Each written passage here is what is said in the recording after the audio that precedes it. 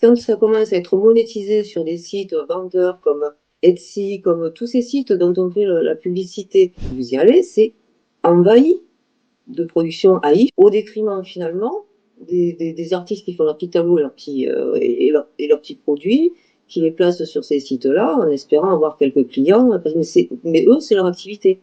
Et puis, il y a l'autre réalité, celle du particulier. Celui qui génère un logo pour son compte Instagram, ou un stickers pour son frigo. Parce que c'est simple, parce que c'est tendance, parce que c'est une tendance. Est-ce qu'il vole du travail ? Peut-être. Peut-être.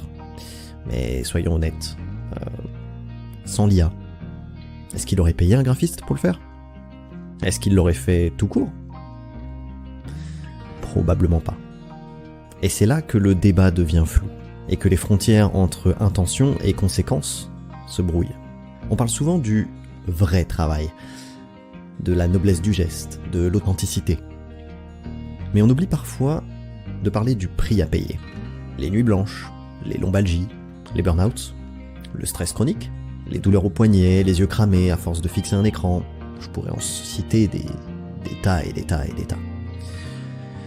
Et tout ça pour une maquette qui va probablement finir à la corbeille ou pour un plan de coupe que personne ne verra vraiment. À quel moment on a décidé que souffrir faisait partie du métier ? Ton temps de vie, c'est littéralement ce que tu as de plus précieux sur cette terre. Et s'il existe un outil pour gagner 5 heures sur une tâche ingrate, est-ce qu'on est vraiment obligé de le refuser au nom de la pureté de l'art ? Ou est-ce qu'on peut se dire on vaut mieux que ça ? Mais peut-être que le bouleversement, ce n'est pas la machine, c'est l'accès. Avant, faire un court-métrage, ça demandait une caméra, un micro, un logiciel, une équipe, beaucoup d'éléments.